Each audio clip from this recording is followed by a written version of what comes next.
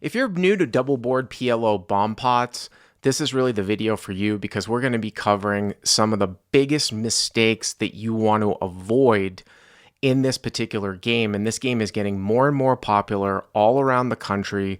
We see it in dealer changes. It sort of started off in Texas, but we see it in California. We see it over on the East Coast. And Crush Live Poker really is one of the only training sites that I've seen that has an extensive library of training videos to cover double board PLO. And this is a full training video that we put out some time ago. And if you want to check out the site and get access to all of the other PLO double board training videos, you can get 50% off the first month by clicking down in the link in the description. First sort of spot that I see that's super commonly misplayed is trips on one board and really nothing else on the other board. And this is what we have here. Let's take a look at this hand here, for example. So this guy's got queen 10, deuce 4. Remember, these would be bomb pots, so these hands would just be in there, right? This guy's got queen deuce 10, 4, so he's got trip deuces, right? With a, medium kicker type of thing. Here with a queen, I will also note that there is something to be said to look at the side cards here too, how many overcards you have to what would be, say, top full house that's playing on board, not like pocket nines, but like 9 deuce here. Like, can you improve over 9 deuce? Now this guy's got 2 overcards, so it's a little bit better, but if you had like deuce 3, 4, 5, you'd have no outs against 9 deuce, right? But the reason why I set this hand up though was because this guy's got absolutely nothing on the other board whatsoever, with it also containing a straight and a 2 flush. I intentionally did that because the nuts are just going to change. I mean, obviously, I guess he can make a backdoor straight, right, with like a 9 and a jack. But the other thing too, of course, is that this is a 2 flush board. So if a club were to come and he didn't fill up, he'd lose here too. But the main thing to take away is the fact that he has absolutely nothing going on here on the other side, and that this board is dynamic where he can lose. He's not full now. And he can lose to other types of holdings. One of the other things that you have to realize here too is that if someone has an over full house against you, meaning that you've got trips, but someone has like the top full house with a pocket pair in their hand, which is what we have set up here, in this case, 9's full. Right now, the other guy is also winning on the other board with his pair. Now, obviously, this guy could improve to hitting a queen or a 10, but if you could picture, like I said, if he were to have like deuce 3, 4, 6, deuce 3, 4, 6, or something like that, there's no way he can beat this guy on this board, and this guy with 9, 9 is winning right now on this other board. Actually, probably an example that would even be better would be like deuce 3, 4. Well, it's kind of hard to do because 4, 5 would be a straight here. But the point being is I've seen this a lot where, and you can sort of picture a higher board. Like, for example, if this board was king, deuce, deuce.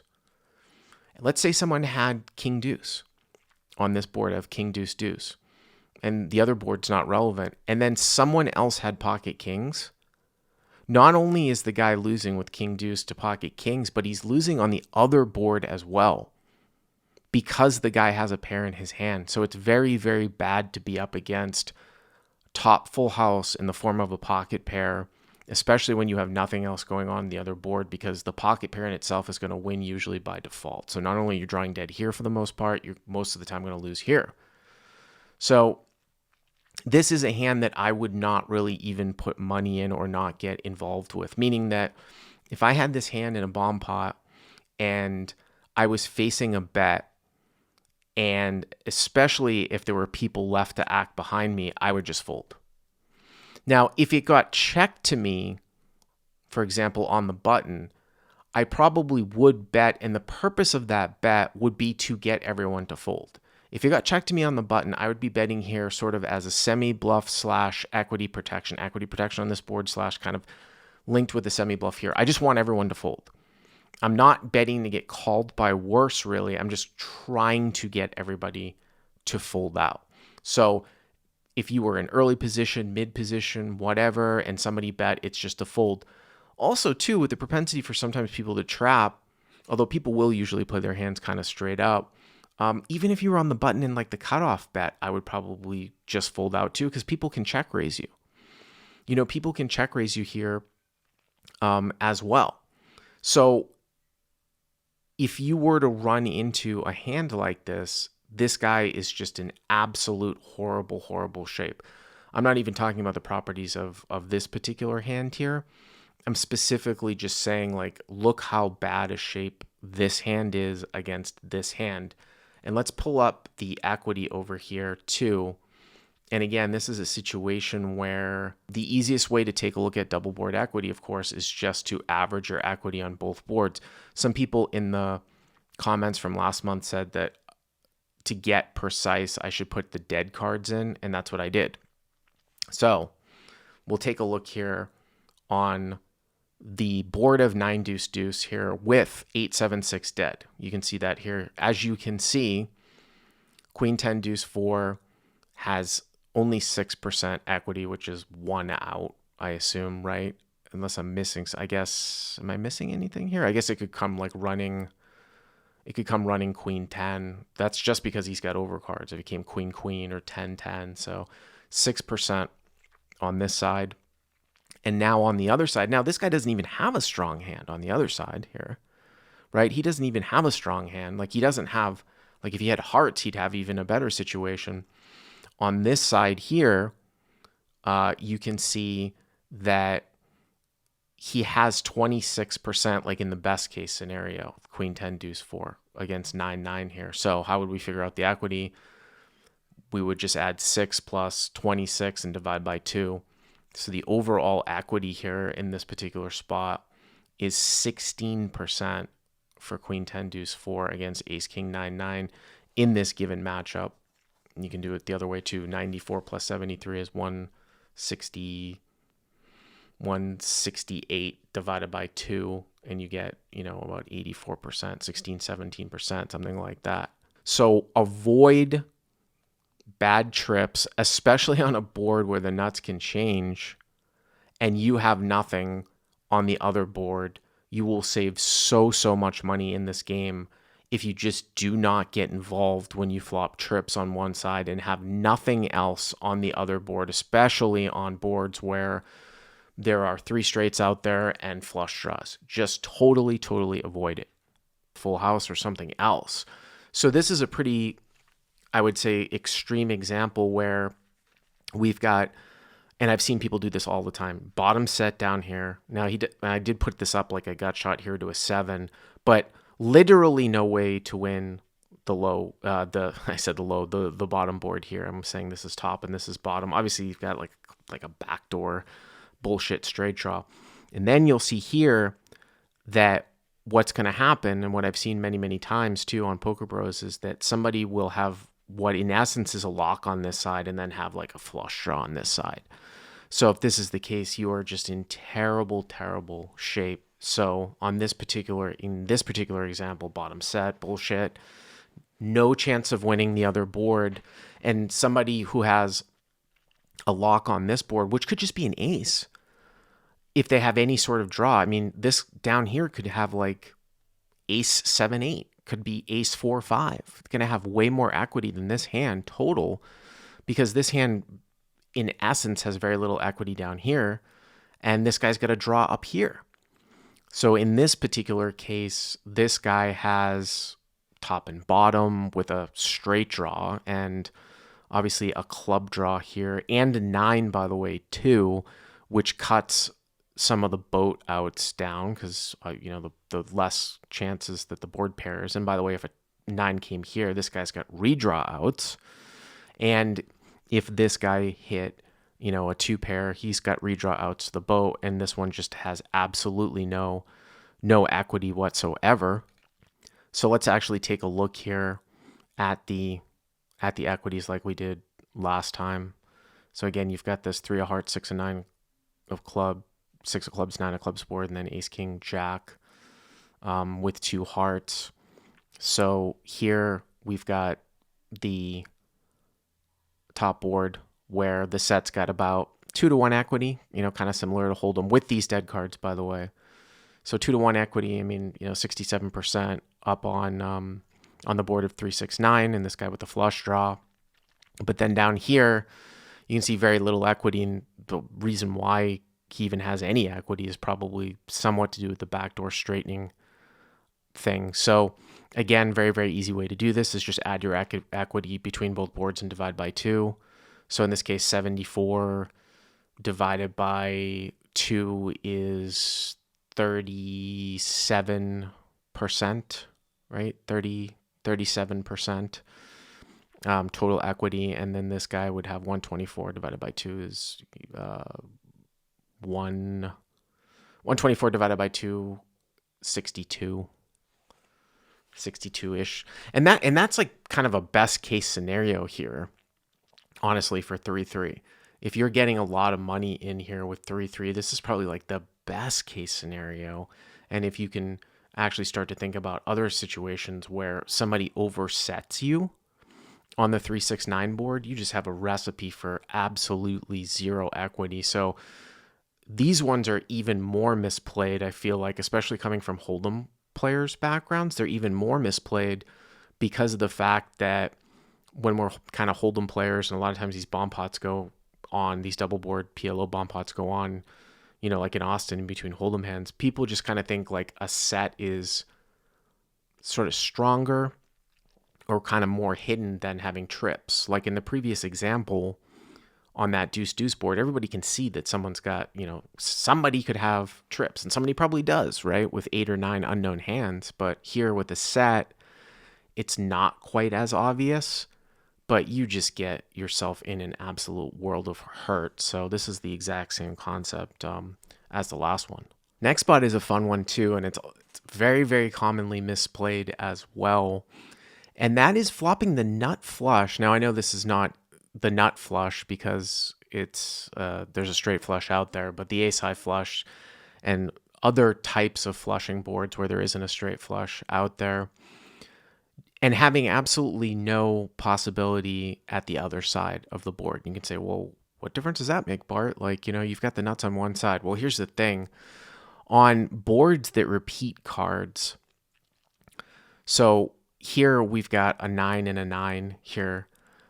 What can end up happening is if someone has a set or 2 pair on one board that connects with the other board, and you with the nut flush have no possibility on this bottom board, they're basically free rolling you. When you flop 2 sets in this game, it is absolutely huge. Now, it's not as huge if you can't get it heads up. Like in the V-pipping games, like on Poker Bros, where a lot of pots are short-handed or something like that, flopping 2 sets on both boards is just the nuts. In the sense that there's almost no way that you can lose both boards unless you were set over set on both boards, which I have never even seen before. But in this particular example that I set up here, we've got ace deuce of spades, which is obviously like the ace high flush, but then just literally no way to win the bottom, like zero whatsoever. And now we've got this guy down here who has 2 sets. He's got a set here and a set here. So any time that one specific card repeats on both boards, like on the flop, you have to be wary just in the back of your mind that somebody could have 2 sets. Now, if you can't get it obviously heads up when you flop 2 sets, or it goes super multi-way, then it's not as good. Because in a bomb pot, you could be oversetted on both boards. If this was like 5 ways and you had 9-9, you could be up against one guy with king-king, another guy up against queen-queen, and if you don't get them out, it's total shit. But if it gets short-handed, it's super, super, super powerful. Another thing here too is that if somebody had, for example, the nut straight here, that was the other thing too. So let's say someone has king 10, then they're free rolling this hand as well. It's not quite as bad as being up against 2 sets, but if someone has king 10 in their hand, they're going to win if a king or a 10 come here and this guy has no way of winning over here. So when you flop the nut flush and have absolutely nothing going on the other side, it's very, very similar concept to what I was talking about in the middle of the first hand where, yeah, you can certainly bet to try to get fold equity. You can bet to try to get fold equity, like if it got checked to you, just to get some people to fold. But specifically on these boards, you're probably not going to have that much fold equity. So if I was like in the small blind or the big blind first to act, I would not bet out on these boards at all. Definitely not, especially when the nuts are two pair here on the top in the form of king 10. Where I might think that I've got fold equity is when I flop the nut flush and the board down here is really, say, disconnected. Like it was like 9-6 deuce rainbow or something like that. Because if you get 9-6 deuce rainbow down here, everyone sees the fact that you've got a 3 flush up here. It's very, very hard for someone to continue on 9-6 deuce if the board was 9-6 deuce down here, unless they had a flush. And when you come up in pot and somebody, let's say someone's got a 6 or a 9 high flush, well, they couldn't have a 9 high flush in this case because the 9 is out there. Any reasonable player will realize that he should not continue on. So you can get fold equity when you flop the nut flush when the other board is not as connected, when the other board doesn't contain straights, or when the other board is not quite so dynamic. You have a lot of fold equity with the nut flush, but on here it would be absolute suicide to do so. So let's take a look here at the equities. So sorry, apologize, this one didn't get fully scaled, but again, we have this situation here where it's all spades here, king 10 9, and then queen jack 9 with 2 diamonds. Then we've got the ace deuce of spades down here. So let's take a look here at this board, which is the queen jack 9 with the dead cards. You can see ace deuce of spades has 0% equity. 0% equity. The one that has the nut flush. On the other side, take a look at the 3 flush board with the dead cards here, and ace deuce of spades, 65% equity. That's it, right? So how do we figure out the equities? 65 plus 0 divided by 3 is 32. So he's going to have about 32% equity total in this hand with the nut flush on one side. Now, obviously in pot limit, in a situation in pot limit, again, this is where if you're going to get, if you're getting put all in for pot and you're getting, say, like 2-1, then it's probably very close, right? Like if I came out and bet, or somebody bet and I raised, which you should never do with this hand, and then somebody repotted all in and then it got back to me heads up, especially if I hold the ace high flush in this spot. Well, first of all, I'd be a little bit concerned about queen jack of spades here too in this example. But especially if I held the ace high flush that was the nuts on one side, the other person that's potting doesn't have the flush, doesn't have the nut flush because you have it. So what more likely, would somebody pot in this particular situation on the other side? They probably have, king 10 of diamonds, something like that. Or they could have king 10 10, king 10, something like that. Or who knows, like a set of queens and the nut flush draw down here with 2 pair.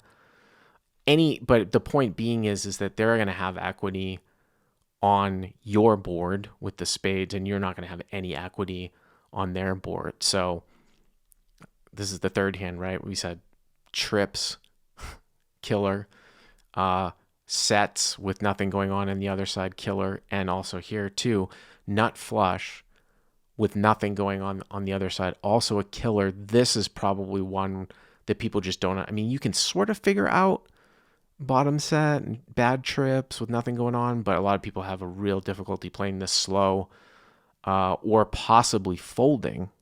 Remember, if you checked and then somebody bet and then somebody potted, you're not getting 2-1. You haven't put any money in. It would just be a fold, right? At about 34% equity, whatever we said, 32% equity. All right, let's take another sort of look at kind of a combination of both here using kind of a similar hand. So this one's going to be trips again. What do we have here? So we've got sort of nut trips right, with ace deuce of spades. So you say, oh, well, it's good trips. But we have that situation where, first of all, we're not full right now. Also, our kickers are below a 9. So if anyone has 9 deuce right now, the only way that we win is an ace, or a couple of our kickers are below. Also, there's clubs out there too, which can kill the hand. And then more importantly, literally no equity down here. I mean, it would be one thing if we had at least diamonds, like 8-6 of diamonds maybe might make me stick around, see what's going on, but there's just nothing down here whatsoever. Now, what kind of hands might get involved in a spot like this? You can see this guy has top 2 and he's got a flush draw here. Now, this isn't even that high of a flush draw. I mean, you could even imagine if it was like king 4 clubs or something like that. But the sheer fact that he's going to have a flush draw here, also some sort of backdoor straight draws, and that he has this hand, basically drawing dead in this spot, means that this is an absolute disaster for this ace deuce 8-6 hand. So let's take a look here at the equity. So we've got our hands up here, and you can see that on the board of king of diamonds, 10 of clubs, 3 of diamonds, the ace deuce hand has 8% equity, and on this other hand actually has 80% equity. So about 44% equity, but again, this is kind of like a best case type of scenario, like a best case scenario against this specific holding, but just showing you the superior equity of having a flush draw and then having that one side of the board locked up with the king 10 side. All right, so this one I'm not going to pull up in equity. I just want to take a look at sort of what a big board is. Start to think about what would get it in with us and how we would be in really, really good shape. So what do we have here with queen 5, 8, 7? On the top, obviously we've got top 2, and we have a straight draw with 8, 5. And we also have like backdoor spades, right? Now, what about on the bottom? On the bottom, we have middle pair, also a straight draw with the 5, 7 here too. So this is a pretty big hand. When you flop like a hand as good as like top 2 on one board, and then you're open-ended on the other board as well, and also you can have some backdoors. So when you flop top 2 and have some sort of draw on the other hand as well, that's a really, really good spot. Now, if this 8 was a 9, it would be even bigger, right? If this was a 9, it would be even bigger. We wouldn't be open-ended with 8, 5, but we would still have top 2 here, and then we would have like a wrap of 9, 5, 7 down here. And I'd probably maybe even prefer that, because the reason why I probably prefer that is that most likely blocking queen 7 here, we wouldn't need the extra protection of having like a straight draw. So if we switch this out to a 9, chances are we're probably still good here with the top 2, and we still have a gut shot. But down here we have a much sort of bigger hand, and the reason why I want to have a bigger hand down here is because that's probably where we're going to get action. If somebody had, say, like, a set down there like kings, something like that. Now, there is one hand that we don't want to be up against in this spot, and if you remember from a couple of hands ago, what do you look for if someone's piling money in and they know what's going on? What can be the worst case when you seem to have like a good hand and a draw? Well, you should look to see if there's a ranking that's matched on both boards.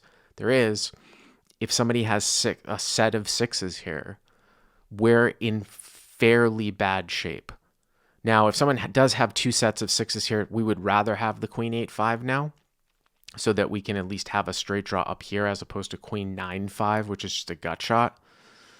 But we would have more equity down here. But I would say, I believe that we would rather have because the top 2 probably wouldn't make that much of a difference, although we do block some of the outs.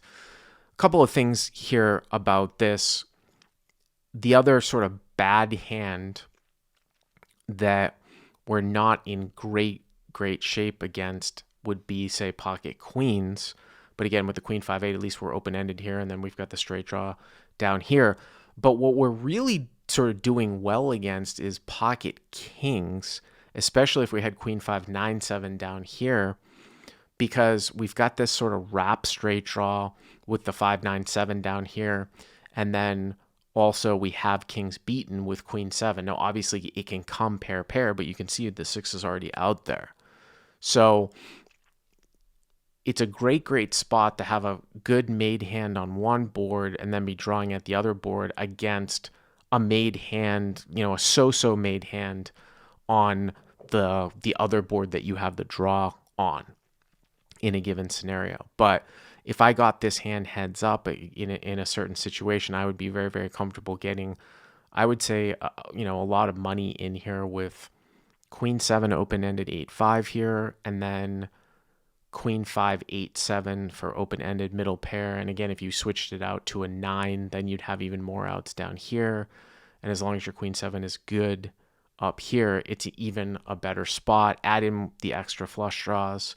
But again, remember, if somebody knows what they're doing, watch to see if a rank is paired. And in this particular case, it is. So you'd want to watch out for two sets of 6s. Now, this is going to be the last spot that we're going to look at. So here we've got trip 3s, right? Pretty good spot. Trip 3s here, and ace king 5-3 for a straight draw here, and obviously some overcards, and even better than a little bit better than a straight draw in the form of ace 5-3 is better than just is it better than just 5-3 in this spot? I guess it doesn't matter. I guess it's just 5-3. I was thinking kind of like a high-low hand would be better.